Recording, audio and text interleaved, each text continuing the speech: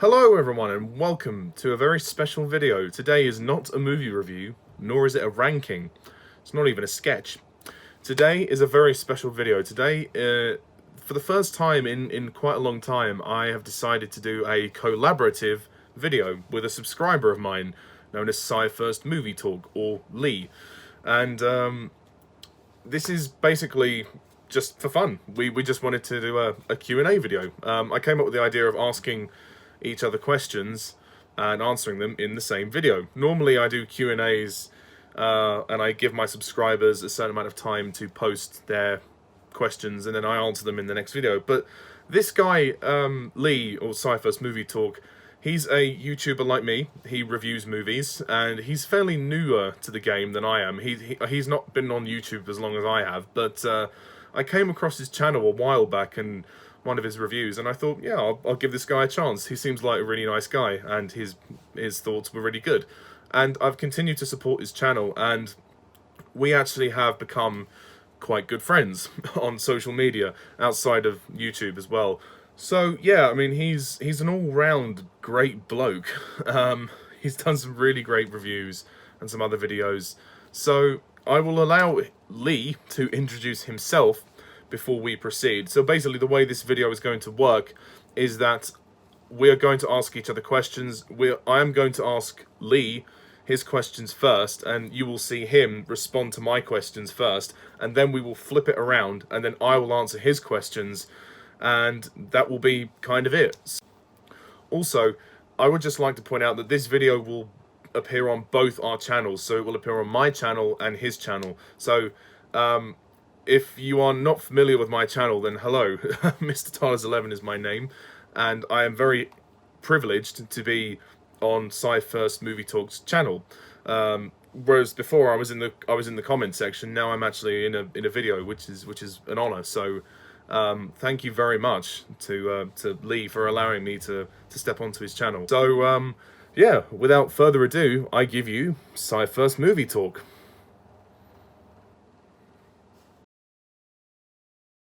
And welcome to the SciFirst Movie Talk episode. So, this is a bit different to the normal scheduled programming. It's another collaboration, but this time round it's not a review. It is actually a collaborative question and answers session with me and another YouTuber called Mr. TARDIS11, who I have actually formed a very good friendship with over the last few months as I've been doing the YouTube. It's been excellent, to be quite fair, with the channel and the comments that he's made.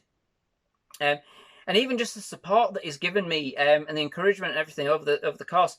It's been fantastic. So as kind of a thank you and kind of a barway thank you to both of us, I think we wanted to do something for each of our channels and put together this question and answer session, which was actually Mr. TARDIS11. So Ollie, who is Mr. TARDIS11, yeah, he came up with this idea, an absolutely splendid idea, kind of probing each other on what we like about films, what we don't like about films, and where we go with it. So yes, the episode both resides on mine and Mr. TARDIS11 on Ollie's site. Please, by all means, please do visit Mr. TARDIS11's YouTube channel. He does some fantastic reviews on there. You've probably heard me say that before. I did a review of Inside Out. Please check that out. But yeah, he does some fantastic reviews, some fantastic skits as well at the beginning of his episodes sometimes. Very comical, very light and entertaining as well. Yeah, it's just amazing. So, and as I said, that support that he's given has been truly tremendous. So, but yes, I'd like to thank him for having me on his channel, and absolutely is more than welcome on mine. But without further ado, here we go.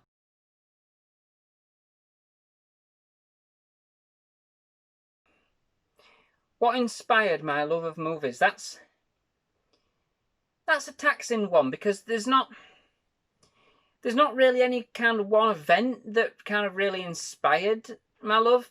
I think growing up with movies like Independence Day and Jurassic Park, I mean, there were some spectacular movies at the time, and I think they just kind of resonated with me in quite a big way. And I kind of just, I don't know, it just kind of went on from there, one by one, movie by movie. I just kind of watched something new, something in a different genre. The B movies of the 1950s and 60s, right through to, you know, the action adventure things of the 1980s. It's all fair game with me. And I think, yeah, for me, it's about escapism. It's about being able to get into a different world, something that you don't normally do. Being able to go into that fantasy land or that, being that adventure hero. Yeah, escapism is what it kind of appeals to me, and I think that's what I kind of latched on to. For that couple of hours, you can forget everything else that's going on, and just be somewhere else, which I think was quite a benefit when I was growing up. So yeah, I think that's kind of where I am with that one. Yeah, I wish I could give a more definitive answer, but yeah, I think I'm happy with that.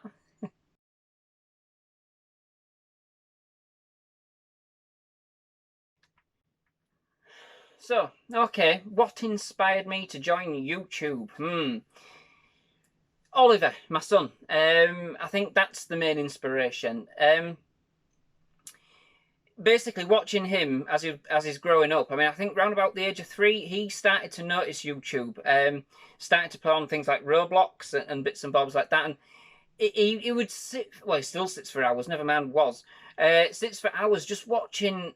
Well, I hesitate to use the word rubbish, but you know, when you're looking at something and you think, what on earth is he watching? And I think just out of that, the idea came, well, if they can do it, I mean, I'm not the most charismatic person, I'm not the most interesting half the time, very boring most of the time, but I do try, and I think out of that, you know, if everybody else can do it, why not me? You know, I've got all of the love for movies that I have. I did start off with a science channel, to be quite fair, and that's actually still there, but I don't do anything on it anymore.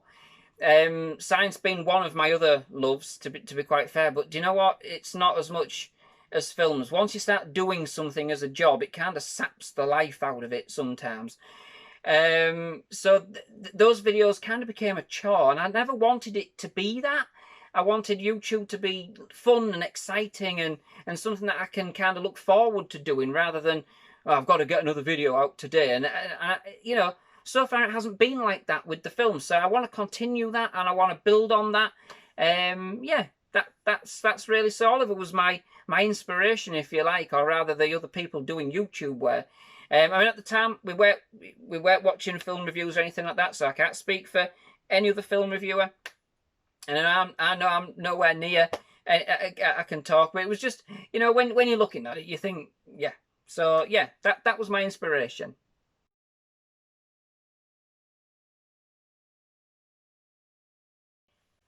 Favourite films and least favourite films of all time. Favourite films, I'm going to have to go with Independence Day and Jurassic Park. I'm not necessarily saying that Jurassic Park is my favourite Jurassic Park movie of the franchise. I probably am, to be quite fair. I probably am. I mean, they're not... There are probably films that I've probably even enjoyed more.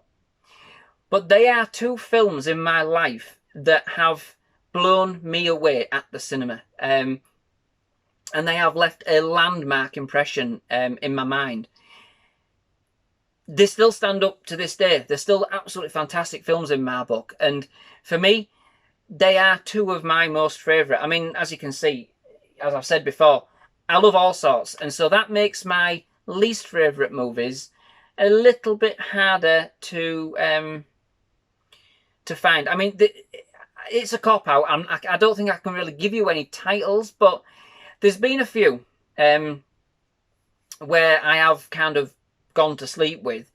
But what happens is, mainly with me, is that I watch it, dislike it, and then watch it again. I think, actually, yeah, I think most of the time with me, it's either a lack of understanding, perhaps, up the front, or I'm half asleep when I watch it.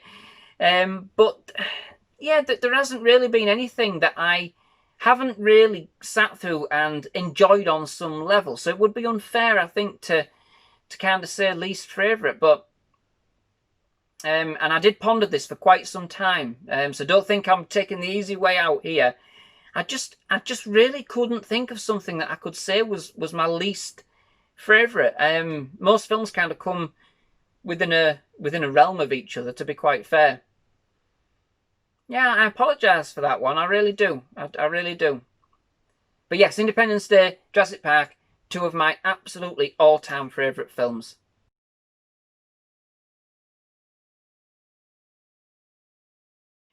So yeah, it's a serious one, and a concerning one, to say the least. And not just a concerning one for the film industry, but for all industries. I think all industries are struggling. So in a day job, I work as a pharmaceutical chemist, so in medicine basically, and you'd think, wow, that would be secure.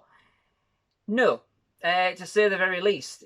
Quite a lot of our customers have shut down, and they couldn't have the clientele walk in through the COVID crisis, through the main bulk of it.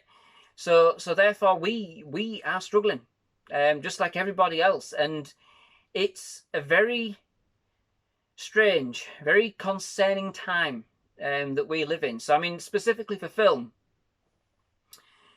as you can, I mean, you know, I collect, so therefore downloading, it's, to me, you know, we've got Netflix, we've got other things, not Disney Plus yet, but we've got Amazon Prime, and you know, Leslie will watch things on there, but I tend not to. I tend to like to watch the things I've collected, and I think that's just part of my OCD more than anything. It's not an aversion to watching a download or something like that, or even having a download.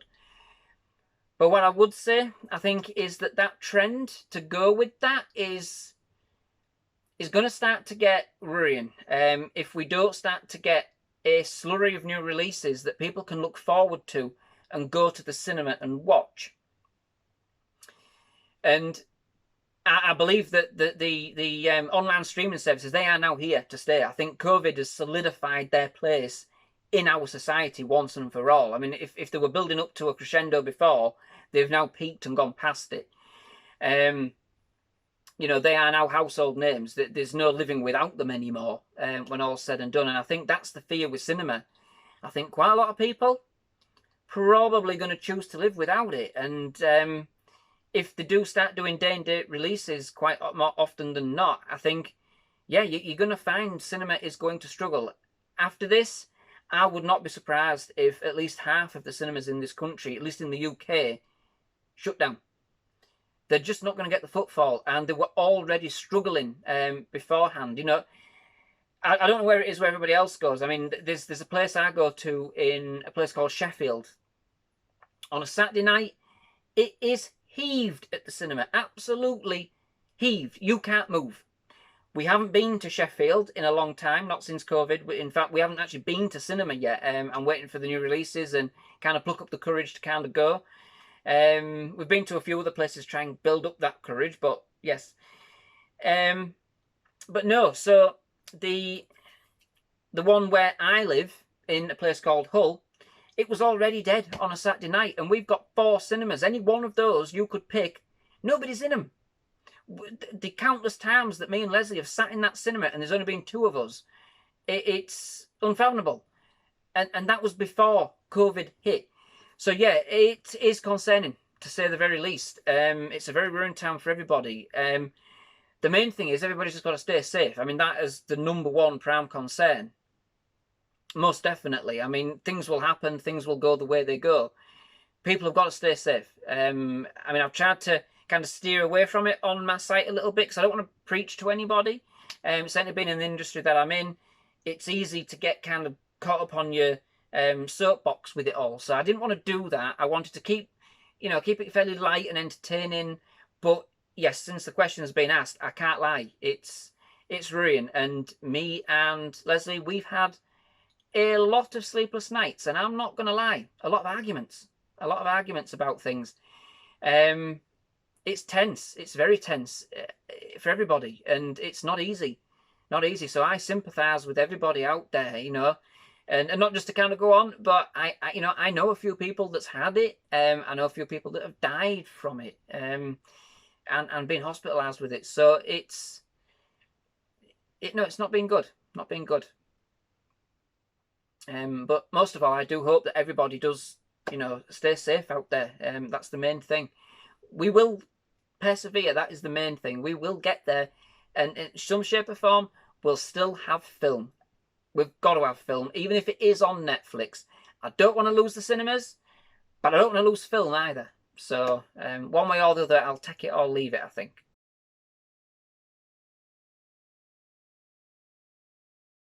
Okay, so this is probably an easy one. Give or take all the dates that have been manipulated and pushed back and moved forward and then pushed back again and so on and so forth. I think the main one I'm looking forward to, Bond. No Time to Die. It's got to be Bond. I think out the camera shot, but I do have the Bonds up there.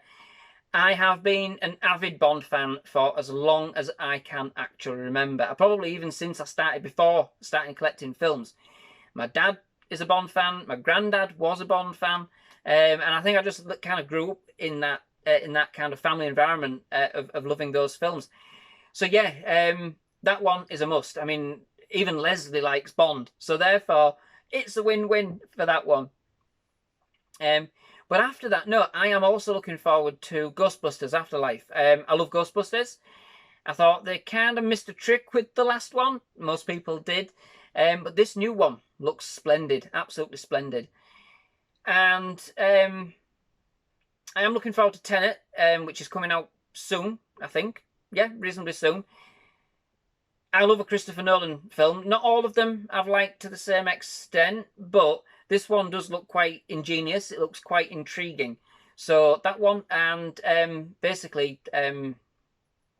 Black Widow, an MCU note.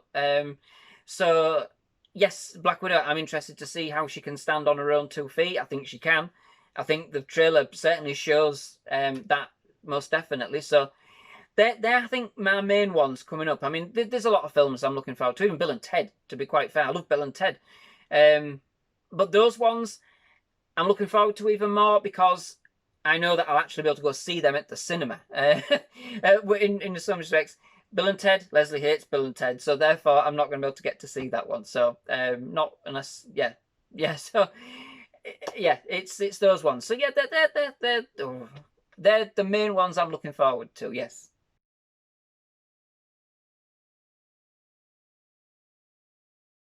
Whew, how long did it take?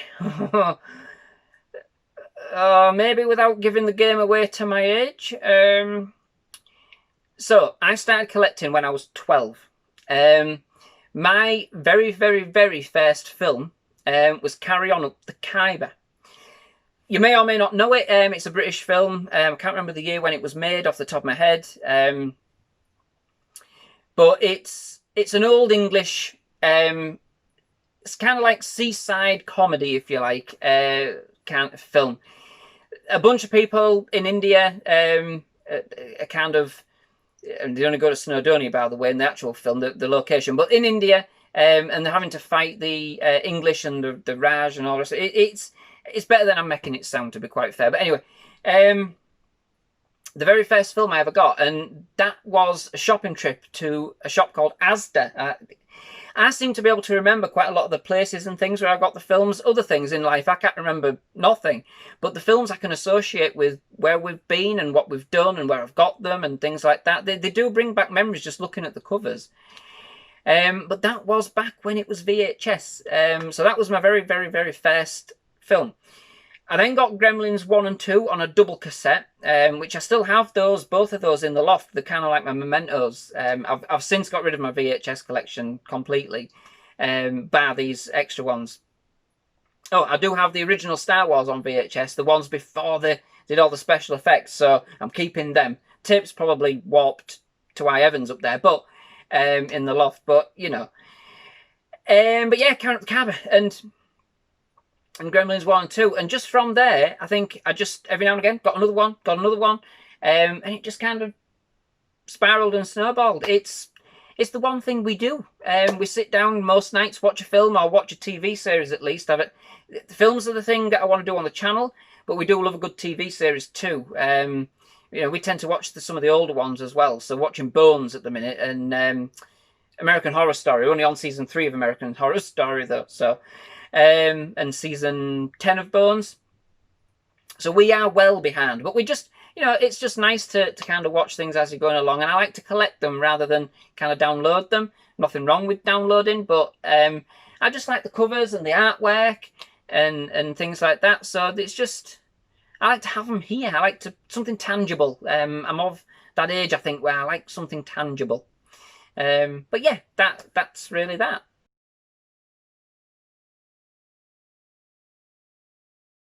The easy answer, no.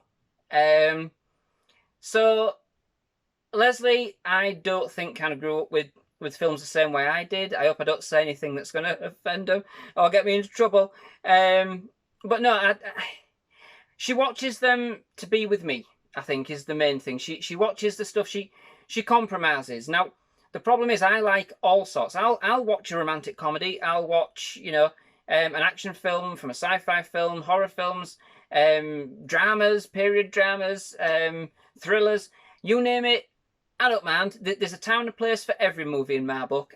Sometimes you feel just like sitting down and watching, you know, Bridget Jones and getting well, crying your eyes out. But nonetheless, so me personally, I'll watch anything with any of them. But Leslie, no, she tolerates, shall we say, quite a lot of the films I like. Won't go near things I call like stupid comedies. So like all the like scary movies. Not another teenage movie, a disaster movie, those kind of things. She will stay clear of them, like won't touch them with a barge pole. Oliver, a bit of a different story. I mean, he's never really been into films. We tried when he was younger, about 3, 4, couldn't sit through a full film. We even walked out of cinemas. It was that bad. Recently, we have just got him to sit down and watch films in full, but for now, all we've really got is the odd kind of Disney, as you see on the channel. Really, I've tried him with a couple of other things, but they've been a bit too much for him, to be quite fair. I will keep trying, however, and I will keep persevering. But yeah, so he's a work in progress, is what he is. Whereas Leslie, no, she's very much steadfast in her ways, and she very rarely watches a film twice as well. So, you know, repeating them and stuff, that's left for me to do on me Todd. So, but yeah, I mean, the nice thing is I do have somebody that'll watch some things with me. It just kind of limits what I can. So, but yeah, I love them to bits. So what can I say? We're a family, and we compromise and be with each other. That's the main thing. But yeah, no, brilliant.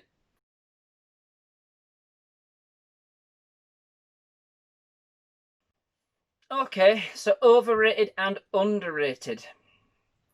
This one I did perplex about for quite some time. I think overrated, I don't know. I tend to like quite a lot. So the weird thing is, quite a lot of the critically acclaimed films I tend not to like. I am not going to lie. I am more of a popcorn movie fan, to be quite fair. A big budget, in-your-face kind of stuff. Like I said, I love all kinds of movies, so they're not out, but I do tend to kind of shy away from the critically acclaimed type ones, for whatever reason. I just do. So I can't really say about underrated, but what I would say is maybe overrated. What's the word I'm looking for? Overhyped, shall we say. I would go with overhyped, and I would probably say that's got to be the... Oh, what's that one with the vampires?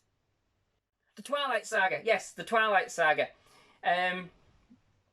So, you know, I think that one, personally, I think it's way overhyped, to be quite fair. It probably doesn't deserve quite a lot of the hype that it gets. But that's for another story anyway. But I don't mind the films, but there's no substance in them. Nothing really tends to happen in them at all. From start to finish. I think I fell asleep through the first one. And that's saying something for me. But underrated. Yeah, underrated. I would definitely say, and I think quite a lot of people are probably going to, I don't know, they might switch off at this moment in time, but John Carter, Disney's John Carter, was a movie that resonated with me when I watched it in the cinema. I was so wishing for a sequel.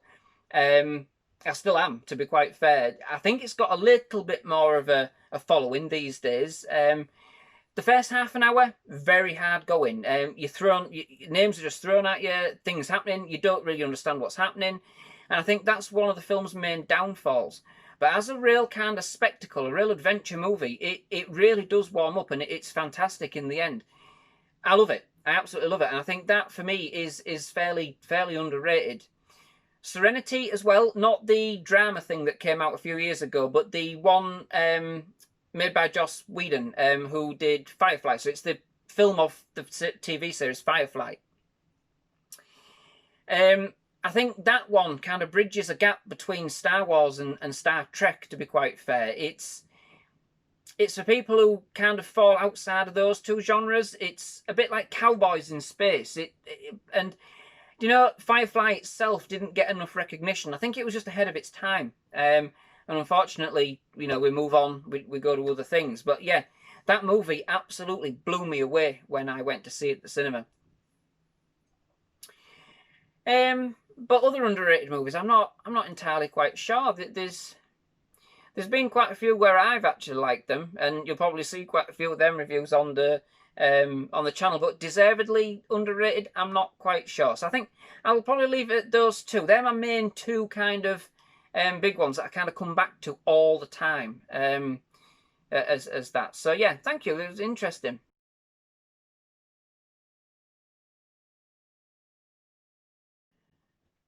Okay, so my most memorable YouTube experience. So I know this is going to sound absolutely corny and cookie cut. I can't help it. It's that there isn't any way round saying this, but it's the people you meet. It's the characters, to be quite fair. Very much like Ollie, you know, and other people that I've met along the way. I'm not just going to shout out to my subscribers. I'm going to shout out to everybody that I've met, to be quite fair. I came into YouTube very rude. I'm not a outwardly spoken person. Not by a long shot. It took me a lot of courage to actually put myself on camera. In fact, I hate having my picture taken. Even now, even though I'm actually on YouTube, I can't stand people taking my picture. It's so hard to do. I don't know why. So I was very reluctant and very nervous about putting those first videos out there. You know, how will people judge me? What they're going to say? You hear about all these trolls. Not the movie, but yeah, all this negative sort of vibes and things like that. Now, my back's broad enough. I can handle it. I'm not too bothered. But it was nerve-wracking nonetheless for somebody like me. It was something that it was a conscious concern. I didn't even tell the family I'd started doing it in fear of them laughing at me, you know? And I know they wouldn't have done. But I just wanted to kind of make something of it myself before kind of letting everybody else on. So in that, you know, I'm quite blessed in the fact that everybody I've met has been so friendly, so chatty, and just so welcoming, to be quite fair, in the general YouTube community. And I think I would suggest, if anybody's kind of thinking of doing this, number one, it ain't as bad as maybe people make it out to be. Number two, even if it is, you can switch them off. Just get rid of the comment. You don't need to listen to them. And three, I'll tell you what, it's fantastic for your confidence. If anything, it is an absolute fantastic confidence builder. And as I say, the people and the friends you're going to make, fantastic. Especially with like-minded people. Where you wouldn't normally meet in other walks of life. So yeah, that has to be, you know, my most, I think the most beneficial, the most memorable thing I'm taking away from YouTube.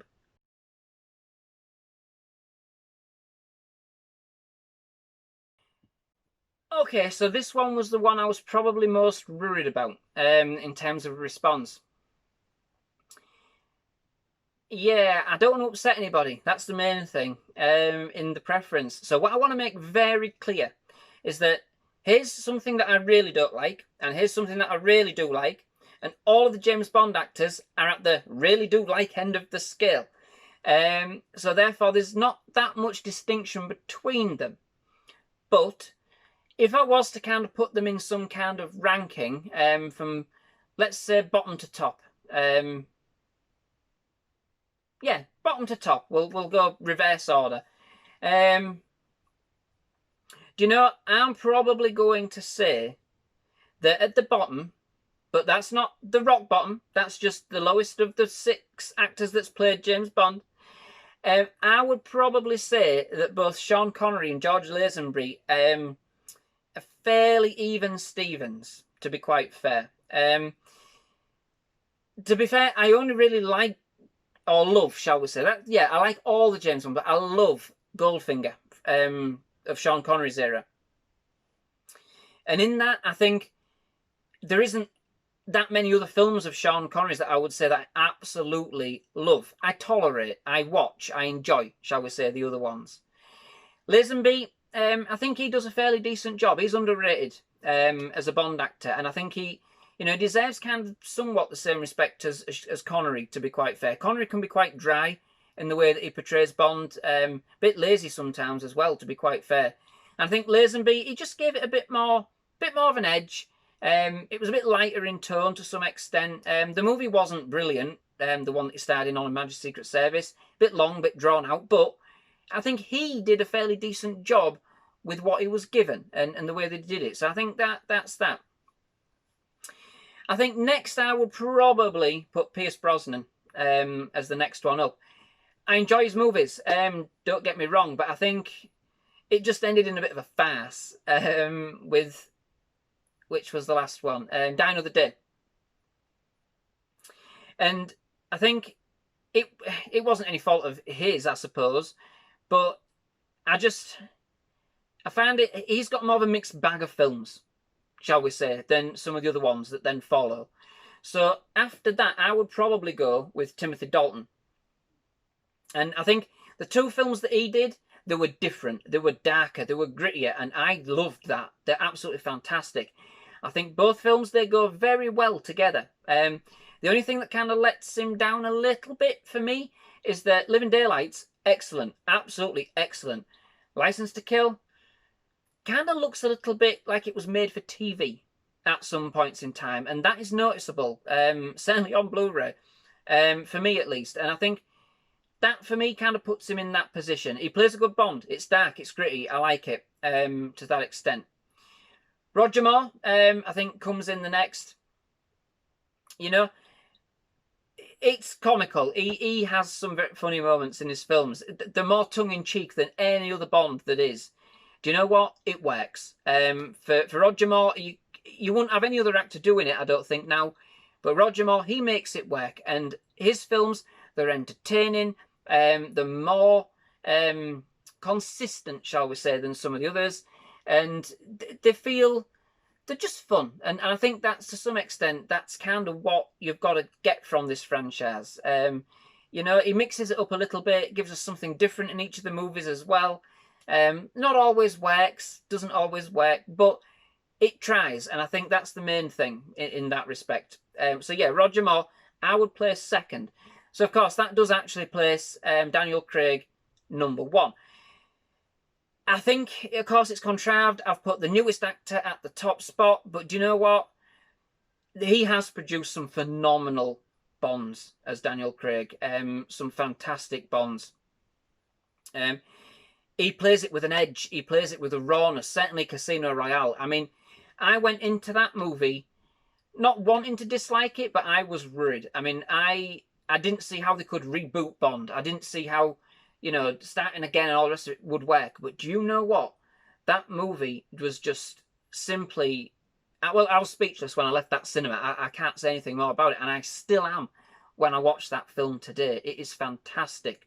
And the way that they've now integrated Blofeld into the plot, and the way that they've kept the kind of the classic aspects of Bond alive in this series, it is fantastic. So, yeah, I've got to put him at the top. I've got to put him at the top. And yes, I am so excited to see how he, well, I think it's going to be his last, so how he kind of finishes his tender as Bond. Okay, well, thanks very much to Lee, or SciFirst Movie Talk, for all of those amazing answers. I hope that the questions weren't too difficult and were okay for you to answer. So, now it's my turn. I am going to answer his questions that he has sent to me. So, without further ado, here we go.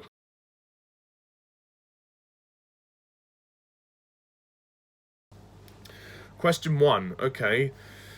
Oh, what inspired my love of movies? Well, I guess the answer to that question really is going to the cinema. As a young child, I was always lucky enough to have been taken to the cinema by my parents, and the love has never stopped. The love has never died, so to speak. So I still go today, and I am very happy to do so. So yeah, basically countless cinema trips.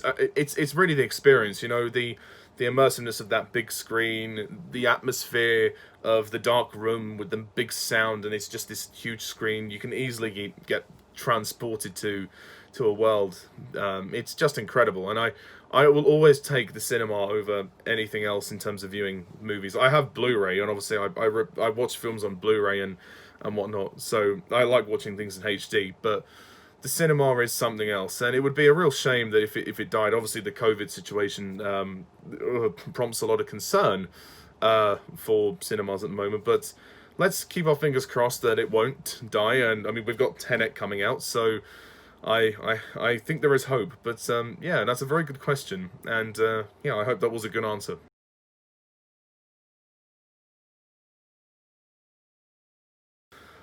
Question 2. Okay, the thing that inspired me to start a YouTube channel is, well, very typically other reviewers. I watched people like Chris Stuckman and Jeremy Jahns. Not so much the Schmoes, no. I did watch them briefly, but and Mark Kermode. He reviews movies on BBC Radio 5 Live. You know, I wasn't sure about it at first. I didn't really have the confidence to do it, but a friend of mine helped me set up the channel, and I started out doing these really crappy audio reviews. I would use footage and then have my voiceover. The quality was really, really bad, and obviously the copyright issues speak for themselves. But after a while, say about 2013, I started to actually put myself on camera and review things. I did originally review movies and whatnot with a very old webcam from my old laptop, but that quality was awful. So I've since then removed those videos, and I've tried slowly to progress the channel in that the quality of my videos is now in HD, and I think this is probably the way it's going to stay. I did try and use my actual camera, but the camera is very, very time consuming, so hence why I've gone back to sitting down rather than all the choppy editing that I did for my Bond reviews. I've gone there. But yeah, I'm going off track, but yeah, again, I was dubious about starting a YouTube channel, but now I think I've come a fairly long way, and I'm happy with the way I do things, and I hope that my subscribers are happy. I mean, they must be. I mean, if they're still watching me, so thank you to all of those, especially SciFirst. It's been an interesting journey. There's been ups and downs. Not all of my stuff has been great. I can't say that I'm a perfect YouTuber. Nobody ever is.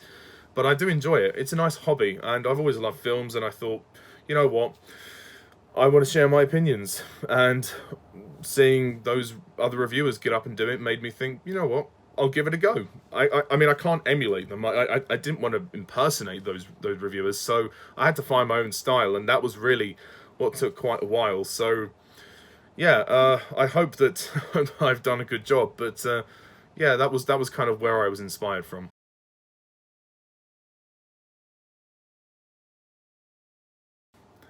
Okay, question 3. Now this one I'm excited about.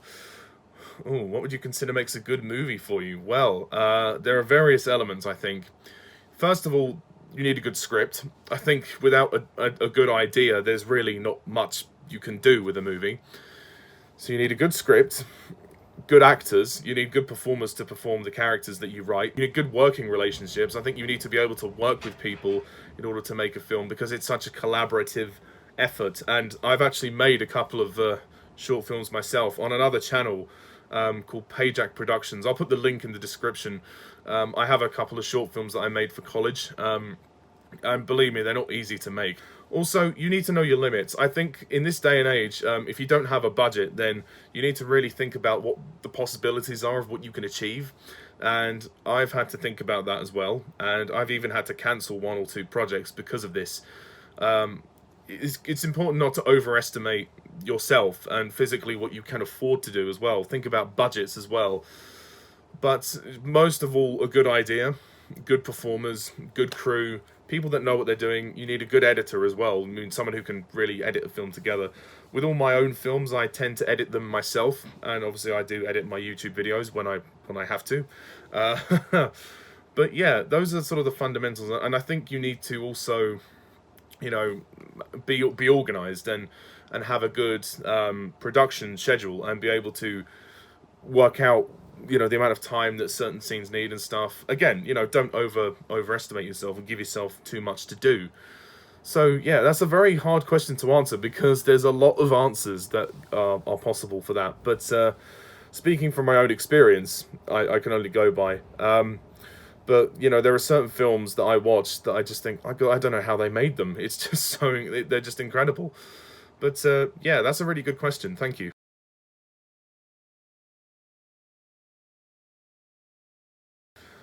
Okay, question 4. Doctor Who. Well, I guess I am one of the many people that started watching Doctor Who in 2005 when Christopher Eccleston was the Doctor. And I hadn't seen all of the season that he did on TV, but I watched bits of it. I watched the Slitheen 2-parter, Aliens of London World War III. That was the first ever story that I watched, and I enjoyed that. And then a week later, I watched the Dalek one, which was just called Dalek, and I thought, wow, this is really, really good. And I sort of tuned out for a bit, and then I tuned back into The Empty Child, The Doctor Dances. I watched that. So I watched bits of Christopher Eccleston's first series, but it wasn't really until the next year, 2006, with David Tennant, where I really fell in love with the show. I mean, it was just incredible. I mean, the fact is, the Doctor Who is a show that has limitless possibilities. I mean, well, not so much now, but back in the day, there was certainly potential for, you know, the ideas to go anywhere. I mean, it's a show about time travel. You know, you can travel anywhere, you know, in time and space, and that was the appeal. I loved the fact that you could literally go anywhere, do anything with this man who could change his face at will, and I just thought the writing was incredible for Russell T Davies' era. I actually own a few Doctor Who Blu-rays, which I may show off one day. I won't show them off yet. There's not many of them, so yeah. And it became my favourite TV show. I just thought, wow, there is nothing else like it. And then I realised that there was a classic series, and there was such a big fan base. And only sort of in the last few years have I delved into the classic series. I'm currently reviewing Doctor Who on my channel. I'm up to the Peter Davison era. So yeah, if you want to hear my extended thoughts on Doctor Who, then please check out my reviews.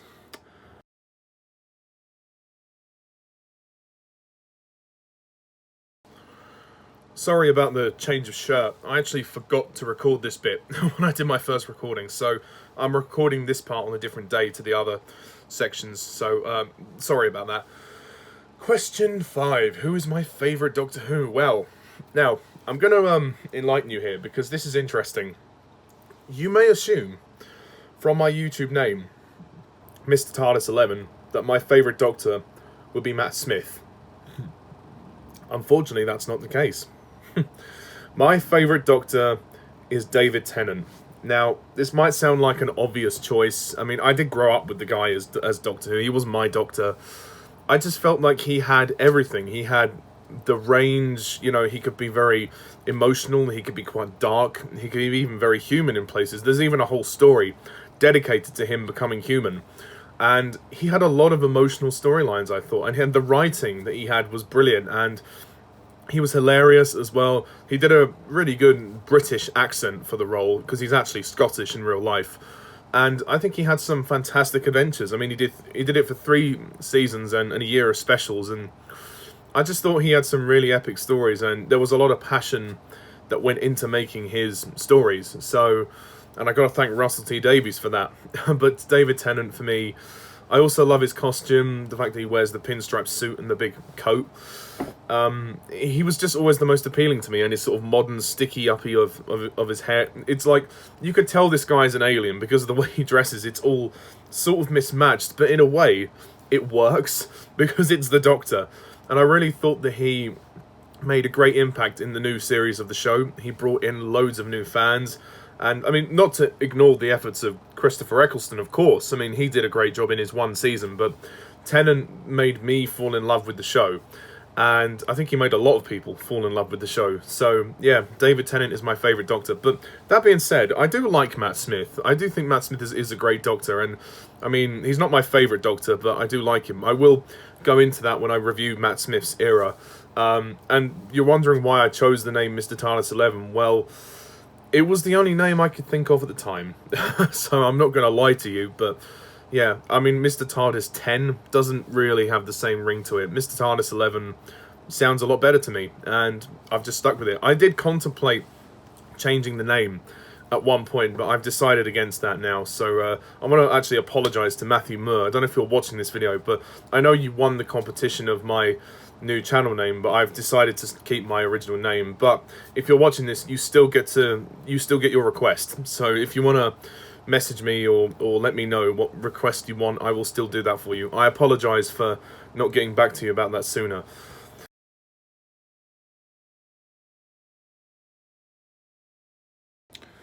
Question 6. Classic series versus modern series. I like to see both of them as one show. That's one thing I would say. But they are very different, obviously, format-wise. The newer episodes are 45 minutes, and the older ones are like 24 minutes, and they're in multiple parts. So I prefer the format of the new series because that's what I'm used to. I think it's actually better. It's more concise. It's more tight to have that experience in 45 minutes.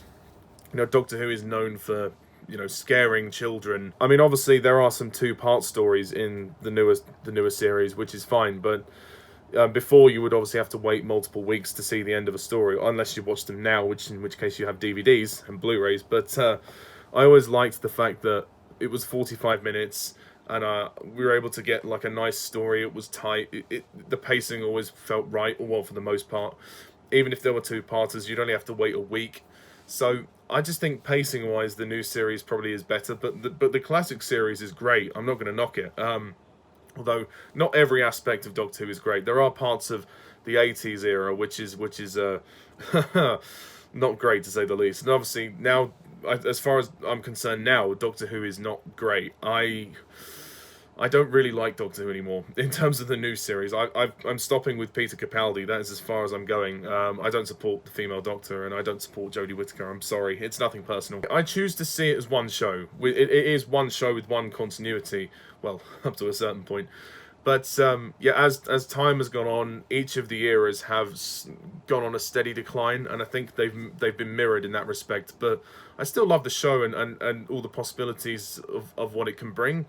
And I'll always treasure it because it was a part of my childhood, and I still watch it today. You know, it's never left my memory. I mean, there was a time I lost interest in Doctor Who, and during the Peter Capaldi years, some of his stories weren't very good, but that's not his fault. We'll get to that later. I will review up to Peter Capaldi, so you'll get to hear my extensive thoughts. But as of now, yeah, I really do like the show, but it's a mixed bag when you look at it objectively speaking. But yeah, and again, if anybody does support the female Doctor, Jodie Whittaker, then fine, each to their own. But I just choose not to. So don't kill me. But that's that.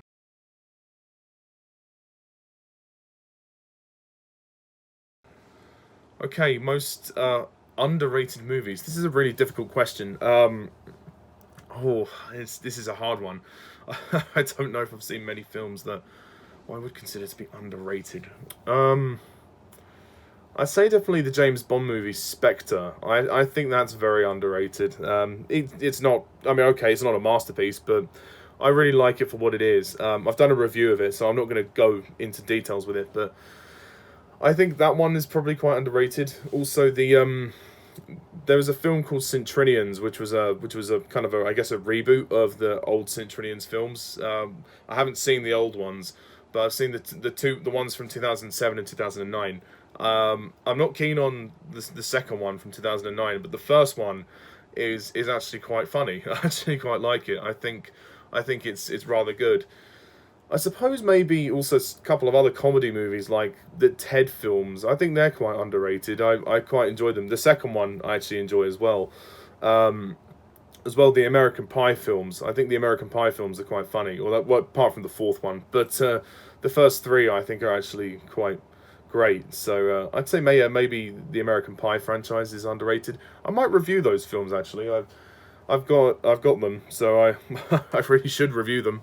I haven't reviewed many comedies on this channel, so I think I'll do that at some point. But other than that, I don't really know. Perhaps also Jurassic World: Fallen Kingdom. I mean, it's probably not as good as when I first saw it, but at the same time, I still think it's better than people give it credit for.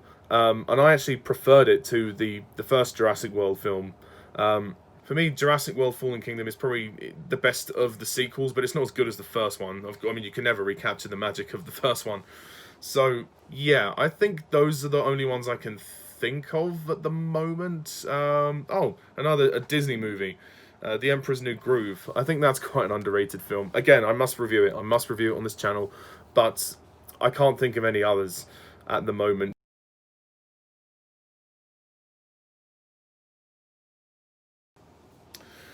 Okay, question 8.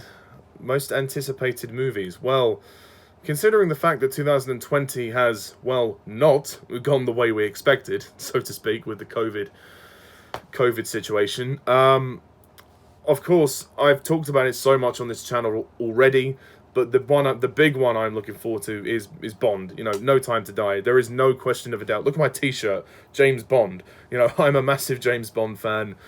I haven't been an AVID fan since I was a kid. I only started to get into the films really in like 2012 when Skyfall came out. I'd seen a few of the old ones on TV, but I was never that attached to them. But I now am. I now love the film series. It's probably my favourite film franchise of all time, James Bond. It's awesome. I really like Daniel Craig as James Bond as well, and he's my favourite Bond, so to see him go will be really sad, but I think it probably is the right time for him to go.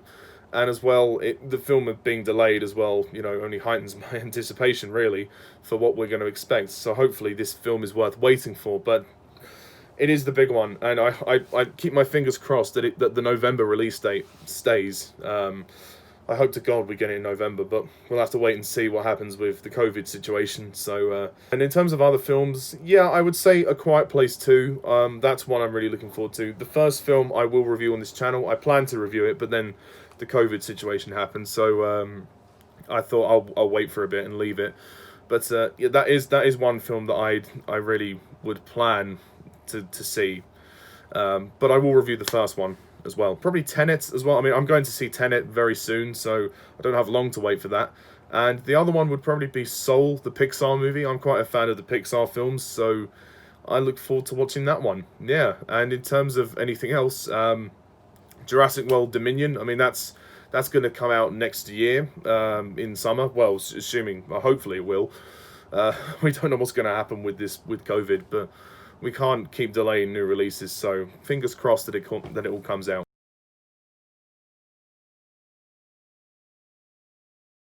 Well, I don't know. There's some genres I like more than others. I'm very much, obviously, as you can tell by the stuff I review, action, adventure, fantasy, all those types of things I like. I'm partial to rom-coms. I'm only starting to really watch them now. I mean, I never used to when I was a kid. Although the first rom-com I saw was in college, and it was called Sliding Doors. It was starring Gwyneth Paltrow. It was actually quite a good film. I enjoyed it for what it was, because we were shown it because of the narrative structure, and because the film has two parallel narratives. I mean, I'll review the film eventually, but the whole plot hinders on this, you know, whether this character, Gwyneth Paltrow's character, takes the train or not on a certain day. And then we see both outcomes of that in the film. So it's quite a nice, clever thing to do. And again, I kind of enjoyed it for that reason, but it's not my favourite genre. It's like I say, you know, romances I'm partial to. Comedy I like, yeah, I'm a fan of comedy, even though I wish I probably should review more of it on my channel. But yeah, and I like musicals. I reviewed The Greatest Showman and The Lion King and a few other things. So I'm partial to most things. There's none that I really dislike. I guess historical or what war. I mean, well, war I don't mind. Historical ones I find hard to get into because I'm not really great with history. I'm really not. I got a terrible grade for my history GCSE, so whew, yeah, it kind of goes in one ear and out the other. But actually, speaking of which, I plan to review the film Schindler's List at some point. I got the Blu-ray for that movie, so I'm planning to review that at some point. But you know, again, I have to be in the mood for those sort of things. I've seen historical films. There's a film called The Pianist, which I want to review, which has Adrian Brody in it, and he won his Oscar for that. So there's none that I would say specifically I don't like, but in terms of favourites, I guess probably action adventure maybe. I'm a sucker for a for a Bond movie and a franchise movie, like a good action adventure. Like you know me, I like anyone who knows me knows that I like The Hobbit, Lord of the Rings, like those epic films. I like them. Harry Potter. Just look at the films I've reviewed on my channel, and you'll get an idea of the films that I have a taste in.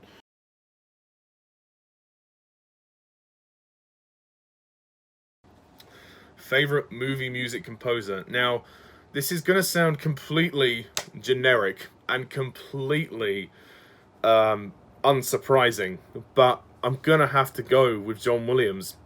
He's just done so much. He's done more than any other composer I think I can think of. I love other composers, of course, like Michael Giacchino. I love his music for a lot of the stuff he does. Also, another composer I do like is Howard Shore, though he's not done as very much. I mean, he composed the score for Lord of the Rings and The Hobbit. But John Williams, he really is something special. His music for everything, like, you know, Jaws, Star Wars, Hook, Home Alone, Jurassic Park, you know, E.T. There is just so much that John Williams has done. I mean, oh, and Harry Potter. How can I forget Harry Potter? He's amazing. I mean, all of those scores are so iconic. If I had a favourite, well, I don't know if I do. I mean, there's just so much. There's so much that he's done. So I'd find it hard to choose a favourite. But all of those ones that I've mentioned, I would say are some of his best, and it's going to be a real shame when he leaves us, because he will have left a legacy. Well, though he will have left a legacy, but it will be sad to see him go. But he's more than earned his retirement. Although I think he's still working, so bless him. I mean, he's in his 80s now, so yeah, the man is really getting on a bit. I mean, I'm not saying everything he's done has been perfect. There have been some things where I'm not keen on, like the Lost World Jurassic Park score. I'm not keen on that. Some of the new Star Wars scores for the new trilogy haven't been the best, but the man is obviously just running out of ideas. But, you know, it doesn't matter. Oh, and Indiana Jones, of course. He's done Indiana Jones. He really has, you know, he really has defined music for Hollywood and for the big screen. And I don't think anybody else is going to really impact the same legacy. I mean, there are other great composers, as I've said, like Michael Giacchino, Hans Zimmer, Danny Elfman, Patrick Doyle, yeah, just to name a few. I can't think of any others. So, yeah, my answer would probably have to be John Williams. Okay, so that pretty much wraps it up, folks. I want to give a huge shout out to SciFirst Movie Talk for his questions to me. Sorry if I struggled to answer some. I hope they were okay. And I want to thank him very much for his continued support on this channel. He is a regular commenter on my videos recently, and you know, his support is really encouraging, and he's just an incredibly nice guy. And I encourage all of you to please subscribe to his channel. His reviews are excellent.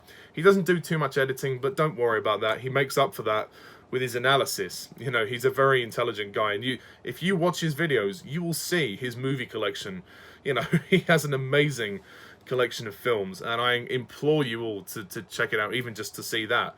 But the reviews themselves are really worth it, and he's an incredibly humble and nice guy, and it has been a genuine pleasure to do this collaborative video with him. So, and also to the fans of his channel who are watching this on his channel, I want to also thank you for having me on his channel. I really appreciate coming onto this channel and you know, showing myself. I'm like SciFirst, I do movie reviews and everything, so I hope this has been a nice experience for you all.